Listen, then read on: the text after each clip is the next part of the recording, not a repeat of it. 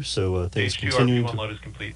There we hear the call out for a complete of RP1 on stage 2, but things are moving forward with propellant loading, getting ready for launch. And now you see that LOX being vented out of the booster, which is condensing the warm Florida air here, which we have a beautiful day today, so it's really the only cloud that's in sight. Yeah, it's a beautiful sight that you see there on your picture of on the screen of Falcon Heavy, looking really good as propellant load continues. As we look up there, you can see towards the top where Europa Clipper, the spacecraft and the star of the show, is sitting inside of its fairing. You can see the NASA logo at the top, and on this view you can see the Europa Clipper logo, which is just below it, which is a pretty neat design that they made. I want to give you a little closer look at it. It was designed by the JPL team. Cynthia Phillips says she designed it to be something beautiful, something abstract and representational. We actually have a shot of that graphic, if we could pull that up, and there it is. It's a nice logo. The blue-white color scheme represents water ice, the elements on Europa being studied by the spacecraft. The shape looks like a snowflake or an ice crystal, and those two V-shaped portions represent the flybys, each pass of Clipper as it swoops in and then retreats. And then the dot in the center can be Europa, and the star shape can be the spacecraft. They put a lot of thought and design into this logo. Yeah, it's a beautiful logo. Everybody is on board. It's just incredible to me how much the team, the community, and everybody's just excited about this mission and science, as Jenny was saying. And I know she's excited for this also, she and the JPL team. But beautiful logo. Yep, looks good on a T-shirt and on the side of the rocket. Stage 2 LOX load has started. And there goes stage 2 LOX load. So the final tank that needed to be filled has begun as we continue to make great progress tanking this vehicle.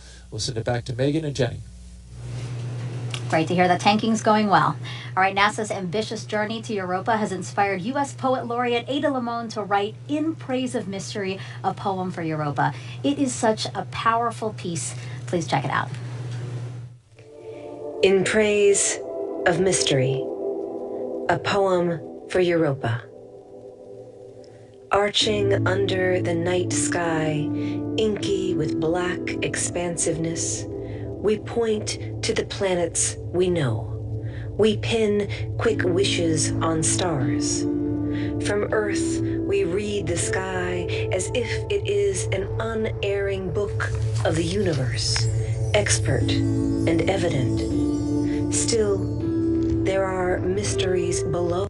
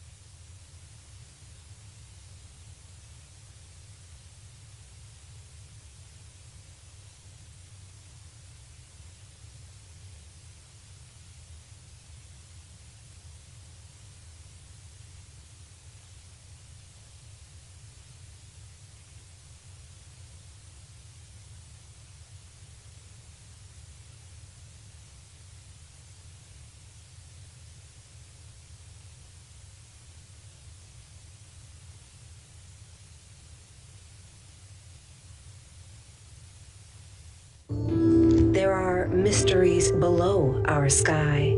The whale song, the songbird singing its call in the bough of a wind-shaken tree. We are creatures of constant awe, curious at beauty, at leaf and blossom, at grief and pleasure, sun and shadow. And it is not darkness that unites us, not the cold distance of space, but the offering of water. Each drop of rain, each rivulet, each pulse, each vein.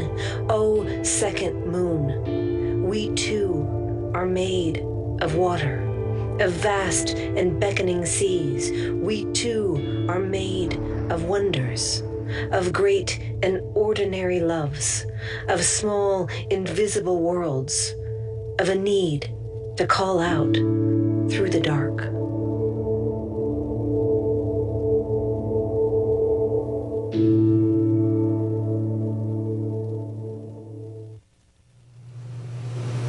had a little bit of technical difficulties there. The package paused a little bit, but I still think that you could really feel how powerful that piece is. And now we're so lucky to have Ada Lamone here with us. Thank you so much for being here. That was so moving. I was getting goosebumps. Oh, thank you so much. It's such an honor to be here. Such a thrill. I want to ask you, what made you want to write about Europa, and how did you find, I mean, truly the perfect words for that piece? Oh, thank you. I think for me it was so incredible to be invited to write this poem. And when I was struggling with this incredible prompt and this incredible ask, I realized that it's not just a poem that's going to Europa, not just a poem that's on the Europa Clipper, but a poem that's for us. It's a poem for everyone here on Earth. And that was really important to me as I tried to choose the right imagery and the right language. Mm-hmm. Not a tough ask at all. No, not at all. And not only that, but we're taking your poem with us. Yeah. So we have here a replica of the vault plate. This is the plate that's going, that is part of our vault on the spacecraft that's protecting all the sensitive electronics from all that radiation. And it's written in your own handwriting. Yeah. How does it feel knowing that a piece of you is going to Europa? You know, one of the things that I keep focusing on is that it really is a poem for all of us. Mm-hmm. But when they asked me to do it in my own handwriting, my grandmother had passed away a year ago. She was the one who taught me to really make my handwriting as perfect as could be. And every time I look at this piece, I feel like my grandmother is part of this project too. I heard you had to rewrite it a few times to get it just right. You think? Yes, many times. The handwriting is as beautiful as the poem itself, I assure you. Thank you. And what do you hope people take away from this? You know, I really hope that as we embark on this incredible voyage together, that we are reminded of the wonders all around us, that it's not just in these huge moments of exploration that wonders exist, but that they are everywhere around us all the time. Mm-hmm. And we can't be lonely if we are all connected to this universe. Mm-hmm. Well put. Thank you so much. And I mean, one other note that I want to point out is, you know, Jenny has always talked about this, that mix between science and art. I mean, really, there is a connection we should be talking about. Yeah, I think that it's so important. In fact, we do ourselves a disservice when we separate arts and science because we're connected by curiosity and wonder.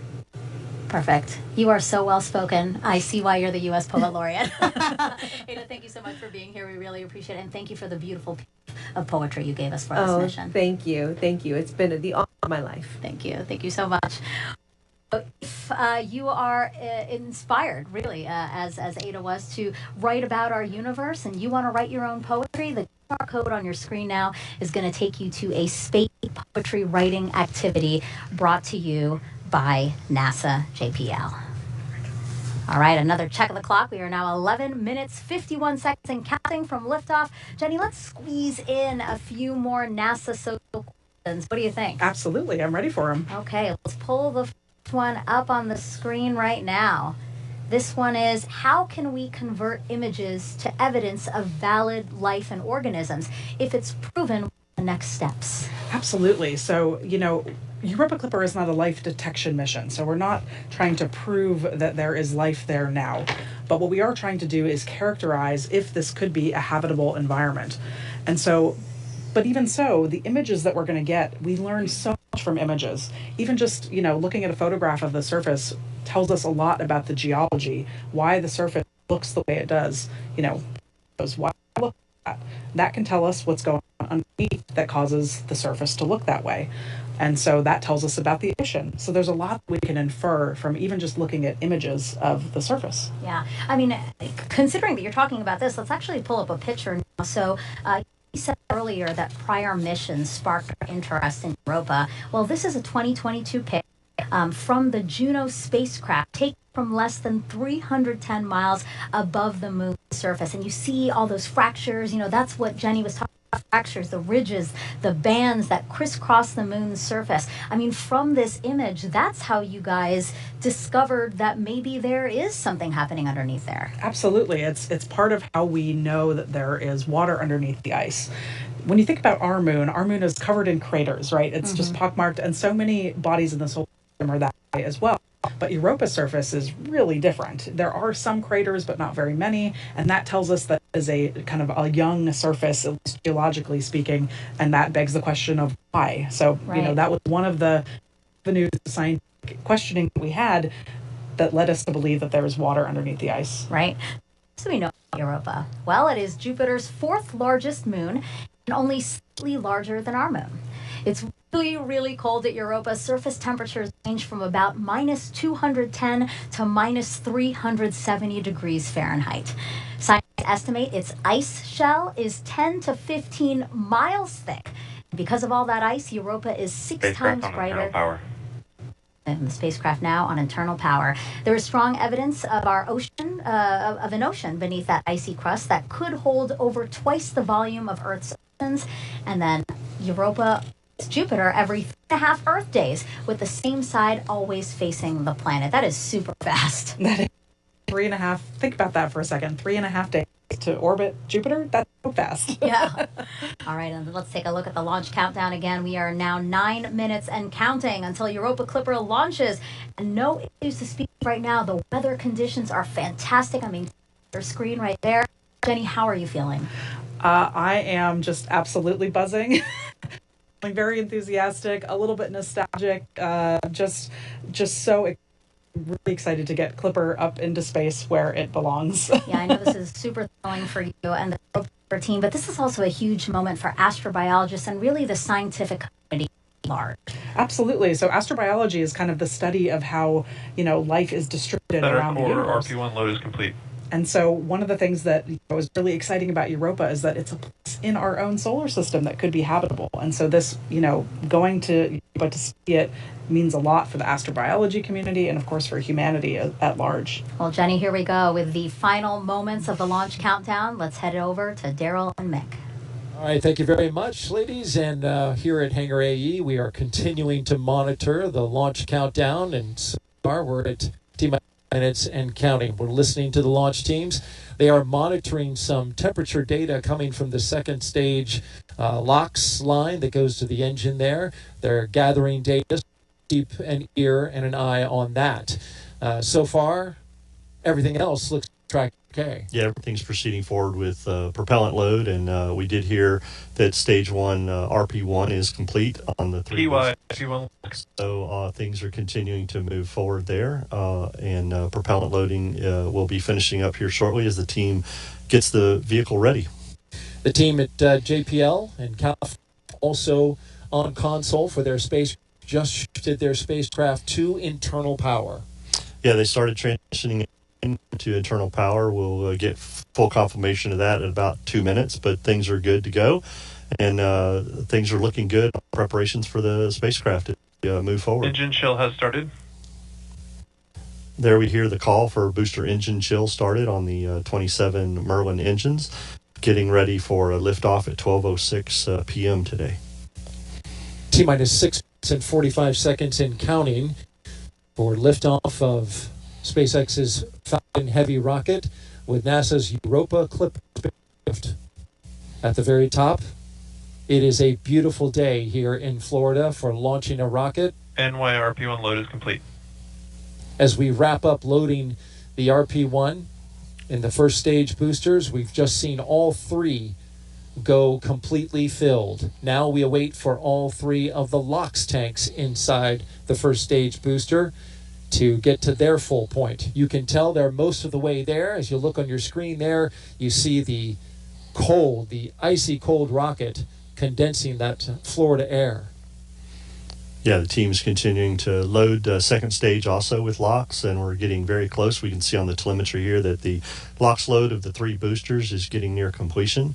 The team is continuing to follow the procedures and look at the vehicle, make sure that we are good to go for a launch at 12:06. But things are progressing per the procedure, Daryl, and all is looking good for a great launch with this beautiful weather that we have at Launch Complex 39. Coming up next, we are going to start configuring the tower, the strong back from the rocket. That happens in a little less than a minute. We just heard from the SMD and NOM that the spacecraft is verified on internal power, and things are looking good for the Europa Clipper spacecraft.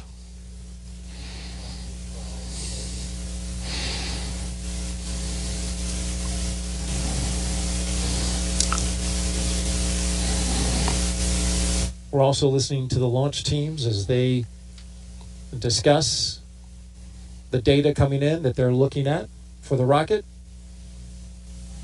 The teams continue to follow the procedure, as I said, and work the loading of propellant, finishing up the topping of the 3 boosters and the second stage. As we mentioned earlier, the 3 boosters are expendable fully. They will not be coming back for landing today.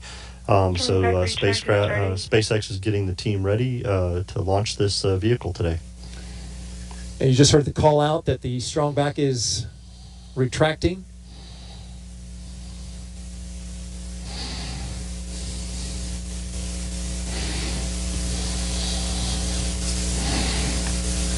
That strong back appears to have retracted.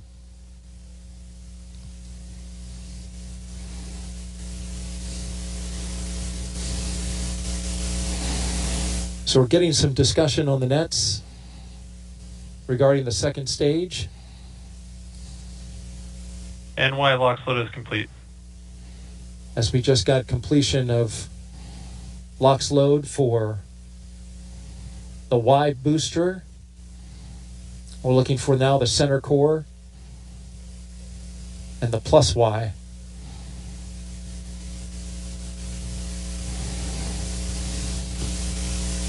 NLM, it's the LD on the PY count.net with a load final status check.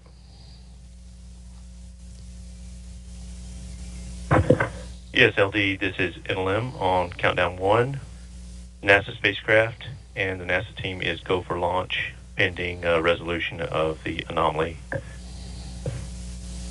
Copy. Go pending outbrief of the issue being discussed on the anomaly net. Affirmative. Okay, Tim, so they've mentioned that they're working an anomaly. Tell me a little bit about it. Yeah, so as we mentioned, they're monitoring some temperatures on the second stage, and things are the teams continue to look at that as they continue filling second stage with liquid oxygen. They're continuing to look at that and monitor Center that core, LOX load as is far complete. as they can into the count. So things are continuing to progress forward with LOX load. Center core is just finished up, so all 3 boosters are filled with LOX and RP1. The second stage has RP1 on, and we're getting near completion of stage 2 LOX load as the team continues to look at that temperature in the second stage. But we did hear NASA launch manager Tim Dunn tell Charlie Myers, Stage 2 SpaceX LOX launch load is director, complete. that they are go for launch pending the resolution of this temperature issue. So the team has continued to work that, and the team will continue to progress forward in their procedure. And so these discussions are happening very quickly as we are counting down now inside the final 2 minutes until liftoff. Absolutely, and we just heard that stage 2 LOX load was complete, and the team is working that. And as you said, this is what they do in the last few moments before launch. They're working their procedures, following their processes, and having these discussions. But we are still progressing forward towards a T0 of 12:06, and things are progressing forward for the launch this morning, or this afternoon. We are now 90 seconds until liftoff. Weather is 95% go. These boosters on the outside, they have flown before the Psyche mission a little more than a year ago. They are back on the pad along with a brand new center core booster and a spacecraft bound for the Jupiter moon Europa. Yeah, Daryl, I can confirm, listening to the Heavy and teams, then that startup. everybody is go for launch. They have resolved the temperature issue they were looking at on second stage. Everybody's given the go for that, and Falcon is in startup, so the flight computer has taken over, and we're getting ready for the SpaceX final launch go. director is go for launch. And there we hear Charlie Myers say that SpaceX is ready for launch, and Europa Clipper getting ready to lift off. And there's a great update as now it vents out the LOX inside the line of the transporter erector. We are inside of 30 30 seconds. seconds and counting.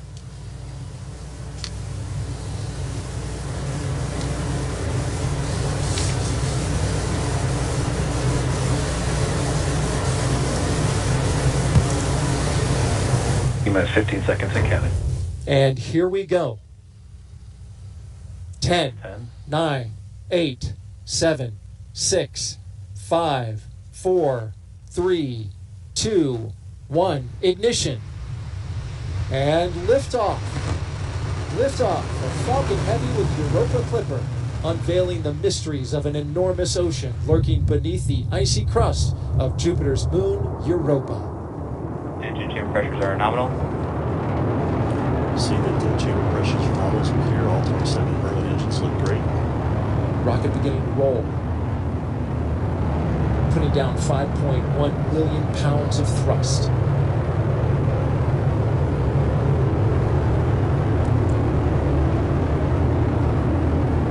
Coming up, they're going to back off those engines just a bit.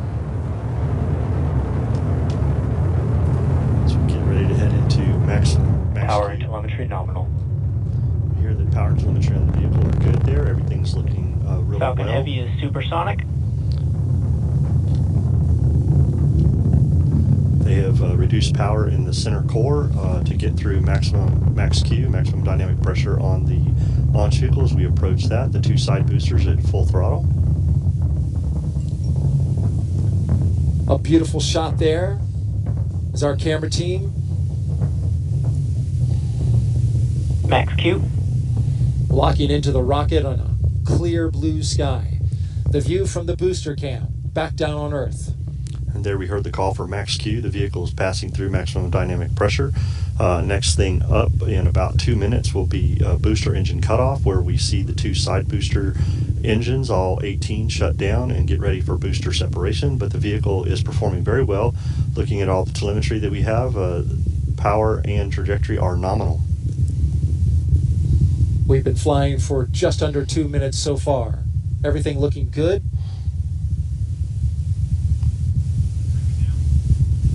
These side boosters, once they do their job, they will be expended. If you're familiar with the Falcon Heavy, you know that they bring the boosters back on certain launches, but not on this one, because all of the performance is needed to push Europa Clipper into its proper orbit. Things continue to look good as the vehicle heads down its ascent phase here. All telemetry is looking very nominal for this flight this morning. Falcon Heavy is performing very well.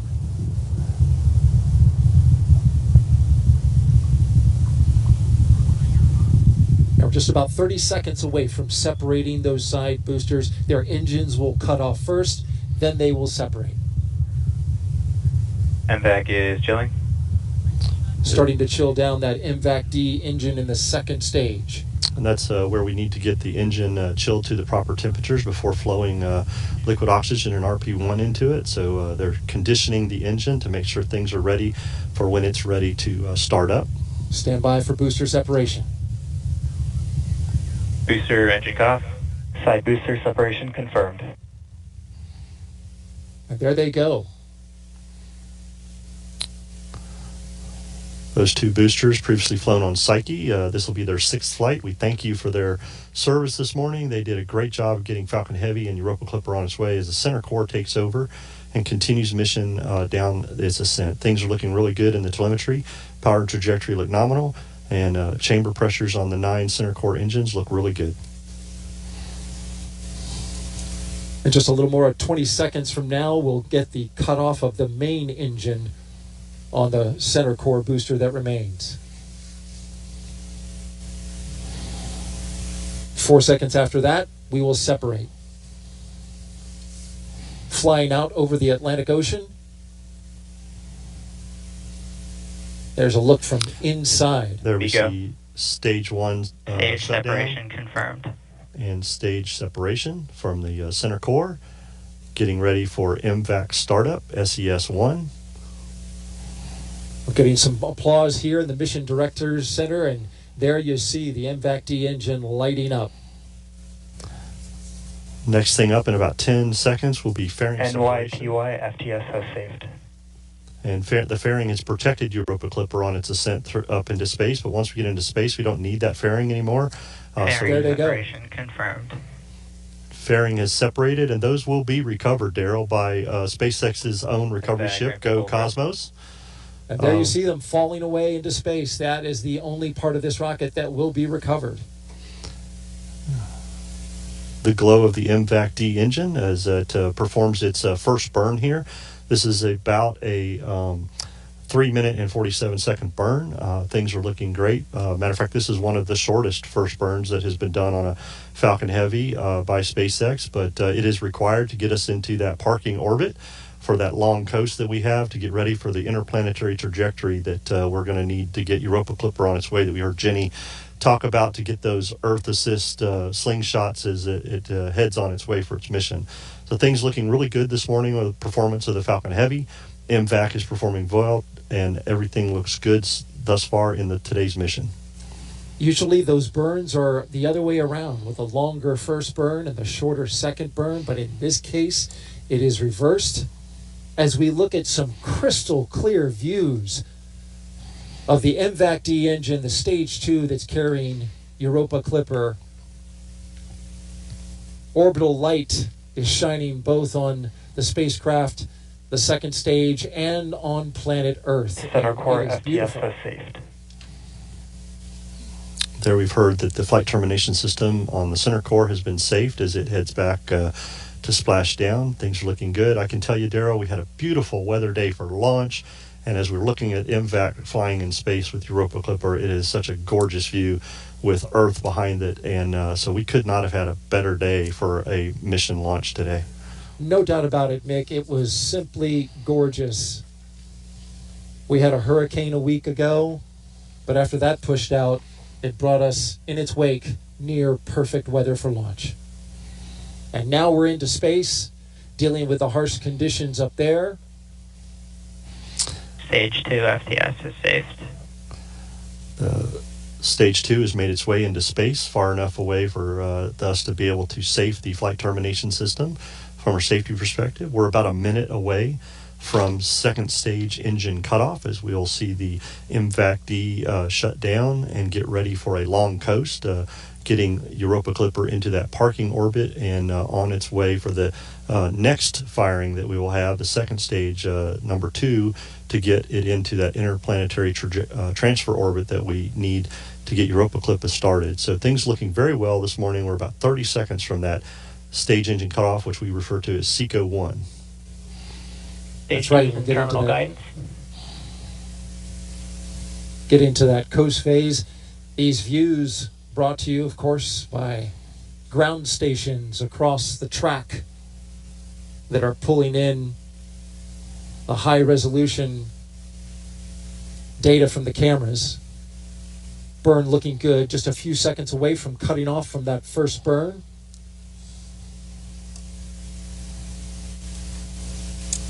And there it goes. The first burn is complete. Yep, things look really well on the stage burn result. Apogee, perigee, and everything for the mission looks really good. Engine performance, very well performance by the second stage for this first burn. And things continue to look good as we head into this long coast for this parking orbit. It's a long coast, and we'll hit that second burn. Roughly 3 minutes and 21 seconds long. This one was roughly 3 minutes and 9 seconds. And Mick, you saw the data from it. All looked pretty good. Then there you go. The confirmation. We're hearing confirmation that we have nominal orbital insertion as we were looking at the telemetry here, Daryl, that things looked very good. Stage 1 and stage 2 performed very well on that ascent flight. And we'll continue to follow stage 2 to get ready for that second burn. And then, of course, what we're really looking forward to, Europa Clipper separation. It's going to be a beautiful moment. If the pictures are as clear as we've seen so far, we will see it in all of its glorious detail. All right. We will continue monitoring the coast phase of the second stage with Europa Clipper. And we will bring that to you. Of course, any updates that we have, we'll check back in with you in a little bit, but for now, let's send it back to the host desk with Megan and Jenny. Oh, wow. I mean, if you're just joining us, welcome live to Kennedy Space Center in Florida, where we just saw a SpaceX Falcon Heavy rocket soar off the launch pad with the Europa Clipper spacecraft. I thought... I'm surprised you're here and composed, to tell you the truth. Yeah, you did a good job of keeping me upright watching the launch.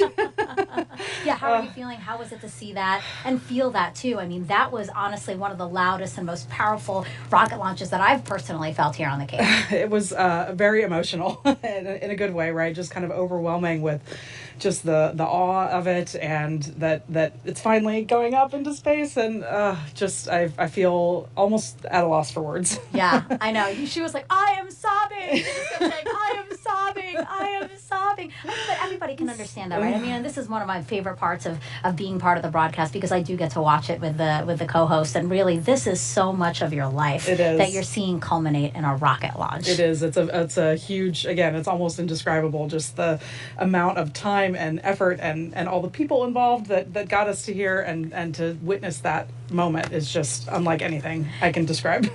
And can you believe it? We are still very much at the beginning of this spacecraft's journey. It is headed for Jupiter's icy moon Europa, which scientists believe could be the best chance of finding the ingredients for life outside our planet. It will take the spacecraft 5.5 years to travel the nearly 2 billion miles to Europa. This is a mission developed by NASA's Jet Propulsion Laboratory in California and Johns Hopkins University's Applied Physics Laboratory in Maryland.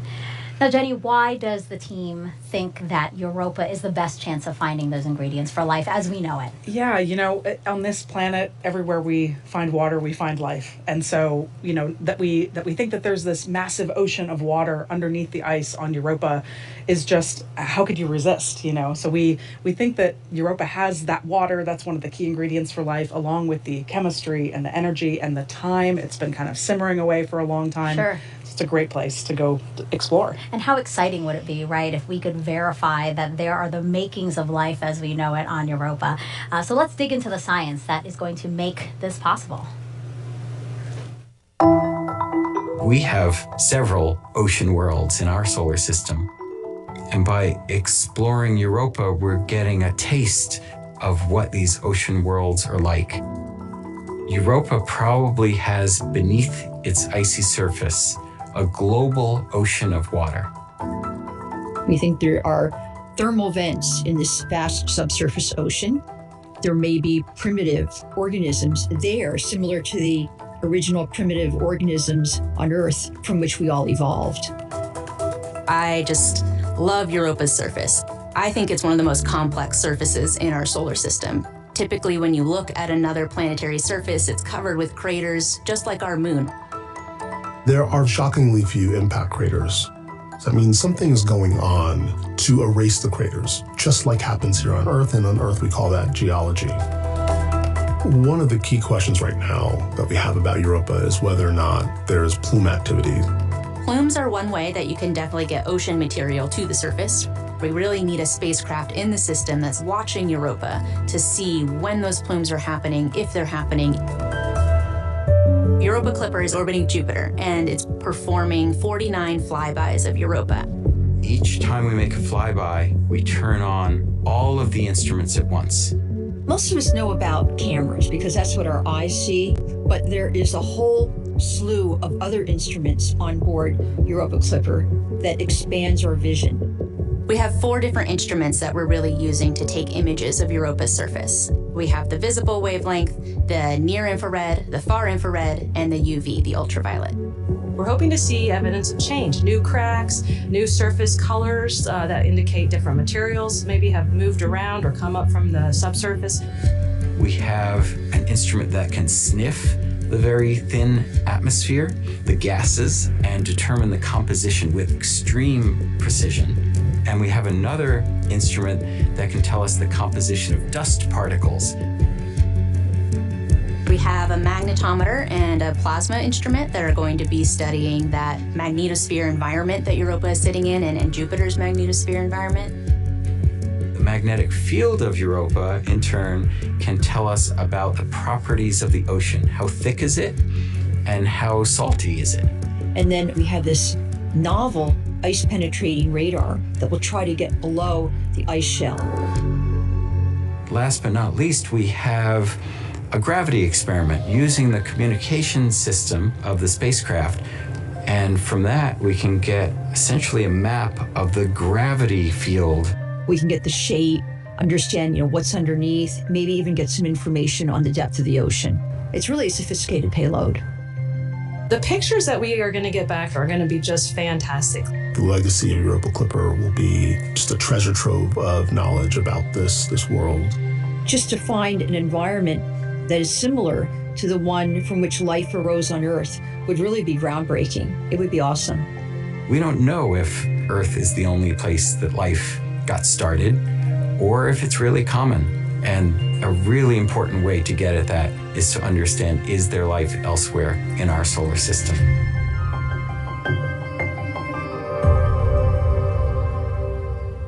And we were proud to host JPL directors here at Kennedy for launch. She's with Tony now, and they both had a spectacular view of launch.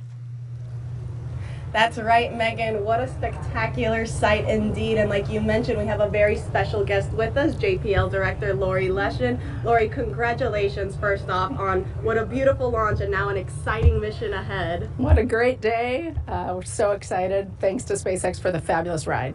Absolutely. And, Lori, what would you like to say to the teams who have put in so much hard work and dedication, to this mission? More than 4,000 people across many different organizations have worked on Europa Clipper, and we're so proud of them and so grateful for their hard work, for their families who supported them, and especially the 150 or so with us from JPL who rode out the hurricane here. Thank you. Absolutely. And, can you tell us a little bit more about why planetary missions are important in general that we go and study? Well, it's really about who we are. Even though it's a robot we're sending out into space, it's a very human endeavor to want to explore the unknown, and especially to want to understand where life came from, how we originated, whether there could be other life out there. It's really a fabulous quest, and we're so fortunate to be able to do that through NASA's science program.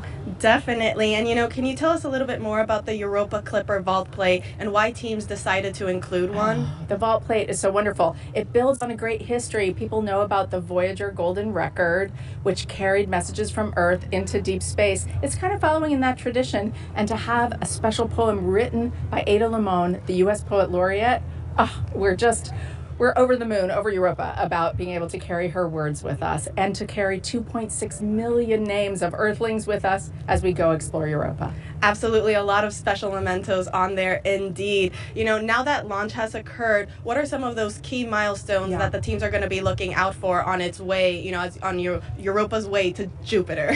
Right. So just today, we'll be looking about 1 hour out is when we separate from the upper stage of the rocket. 3 or 3.5 hours out is very important because that's when our solar arrays, those giant size of a basketball field or basketball court solar arrays, deploy. We need those because we need power. And then in just 4 months' time, we'll fly by Mars for our first gravity assist. So it's going to be excitement all the way along on our way to Jupiter. Absolutely. Lori, thank you so much for joining us again here today. Back over to you, Megan. Thank you to Lori and Tony. And now I want to bring back Raquel, who's live at NASA JPL in California. I know the team, like here, erupted into cheers when the rocket lifted off. But now, Raquel, they're back at work and looking forward to what's next, right? That's right, there was lots of cheering over here, but now here is a live look from inside Mission Control. You can see the team is getting ready for Europa Clipper's next milestone. Now, we showed you them gearing up for this moment, and now they wait for acquisition of signal, but there's a lot happening in there that you can't see. That's why I caught up with Mission Manager Tracy Drain. So let's take a look at a behind-the-scenes breakdown. And Tracy, tell us about the space here in Mission Control. Here in Mission Control, you'll see a lot of folks who are paying attention to the configuration of the spacecraft before launch. But our main role is to catch the baby, that's Europa Clipper, so that we're ready to control it once it's well on its way. And you'll be right up front here with your headset on, talking to everyone in the room. Can you tell us what is going on behind the scenes? Sure. I, as mission manager, am making sure everything's running smoothly here and communicating status to our project manager in Florida. Next to me is the flight director, whose job is to do what their title sounds like, direct or guide the people in the room through the detailed steps of the procedure. So if the flight director is guiding the room, who in here is talking to the spacecraft? The primary engineer talking to the spacecraft is the ACE. They're paying attention to the link between the spacecraft and the deep space network on the ground. They actually get to hit the button that sends commands to the spacecraft when we're ready to do that. Behind them is Telecom, who is responsible for all the hardware on board, the radio, making sure that that's working so the spacecraft can communicate to the ground. And there are some other roles too who are ensuring that the data from the spacecraft is coming to this room properly. The phase lead sits over here, and her job is to understand all the things that are supposed to happen before and during launch, so that if things start to go a little sideways, she'll be heavily involved in making sure we understand how to deal with them. Navigation are assessing and understanding the track that the spacecraft is on once it separates from the launch vehicle, so that the antenna on the ground can point to it and track it. And then this row behind you, they're making sure Europa Clipper's healthy, correct? That's right. While systems here is ensuring that all of the different parts of the spacecraft work together, the folks back here are paying attention to individual pieces. Avionics and flight software are paying attention to the computer and the software that's running on board.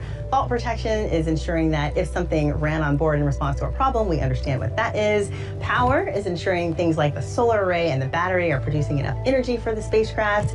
Thermal is making sure that everything stays within the right temperature ranges. Propulsion is noting everything that has to do with thrusting on the spacecraft is working.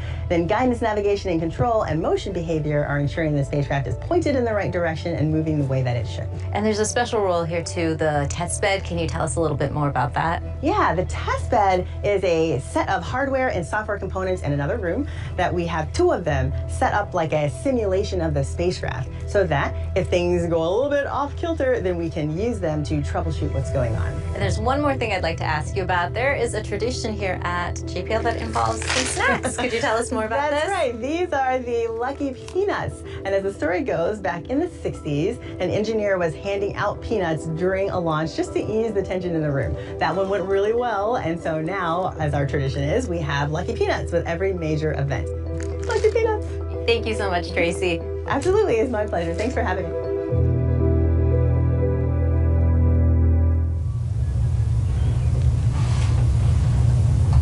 As you can see, Tracy is here now, and the entire Europa Clipper team are in high gear. This isn't the only room where the team is hard at work. Let's take a live look at an additional operation room.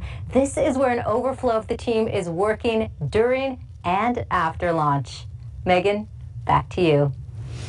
Thank you so much for that video and tour, Raquel, because it really was cool to see all the people, again, that is making this mission possible. And we have even more people for you all to meet. Take a look.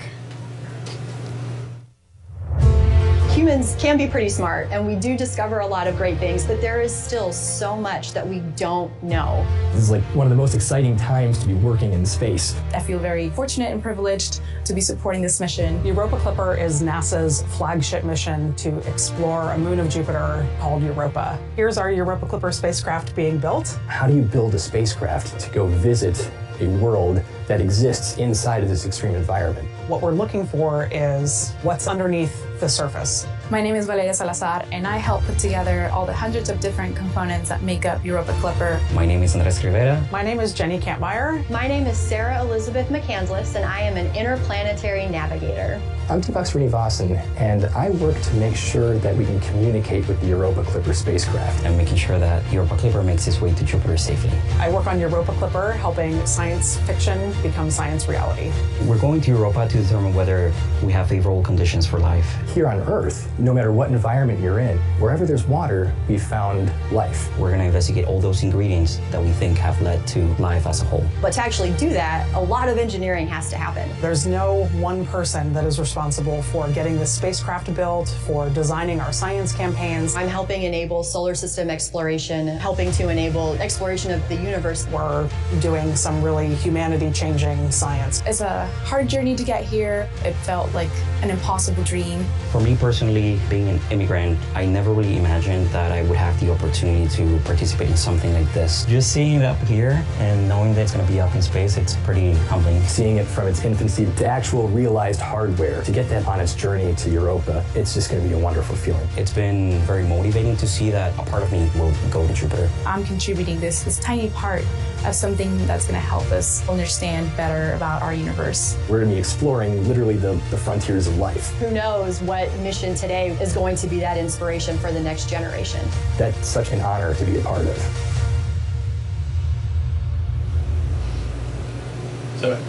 Jenny, I love how emotional you get every single time we see some of the members of your team. And what's incredible is, we did meet a lot, but that's still a fraction of the people who work on this mission. Absolutely. And it's like a fraction of a fraction of a fraction. I mean, we totaled it up recently, and there are thousands of people who have worked on this project over the years, so it's amazing. Well, and you said some people have been working towards this mission for 25 years, so that is really easy to believe. Absolutely. And every single one of them has worked really hard for this day. Wow. And Europa Clipper is the largest spacecraft NASA has ever developed for a planetary mission. Let's bring back NASA's Antonia Jaramillo. Thanks to Megan. Joining me is Dr. Robert Papalardo, the Europa Clipper project scientist. Europa, Bob, what exactly are we expecting to find, with this Europa Clipper mission? Well, the Europa Clipper carries the most sophisticated suite of instruments that we've ever sent to the outer solar system. It carries a radar that can penetrate through ice like a CAT scan to find liquid water, super high resolution imaging. We'll be able to look for warm spots, plumes at Europa, all these wonderful techniques that combine together to tell us, could Europa be the kind of place that could support life today? That is very exciting. I mean, can you tell us a little bit more about how scientists will indeed confirm that Europa can support life, like you said? Sure. We want to understand whether Europa has the so-called ingredients for life. Liquid water, the right chemical elements, and then the energy that could support life. So understanding Europa as a whole can tell us whether those ingredients are there. And Europa is an ocean world. What kind of ocean are we looking at here? Is it going to be one like Earth that has, a variety of warmer, cooler waters, or are we looking at something entirely different? Probably not too dissimilar from cold oceans at Earth, Arctic oceans, but here covered with a layer of ice. But the temperature will be similar to Arctic oceans, probably salty. We're not sure how salty. And the pressure at the bottom of Europa's ocean is probably similar to the pressure at the bottom of the deepest point in Earth's oceans. Earth has a lot more gravity, but Europa's ocean is a lot deeper. That's very exciting. Now that Europa Clipper has launched, how does it feel for you, Bob, for the teams and everything now to see this mission on its way? Just overwhelming. That launch was incredible. And here we are. It's the culmination of so many years of work by so many people. And now we're on our way. And 6 years from now, we'll start getting great data from Europa. That is so exciting. I know all of us here are very much looking forward to that. Bob, thank you so much for joining us. We'll send it back over to you, Megan.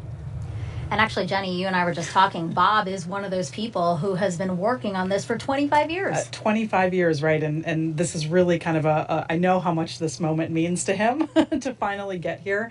And yeah, him and, obviously many of his colleagues as well. But 25 years, can you believe that? Yeah, again, very composed for someone Yes. who, all of you are very, very composed. All right, so NASA made a point to keep the spacecraft as clean as possible before launching to its destination. Here's why that is so important.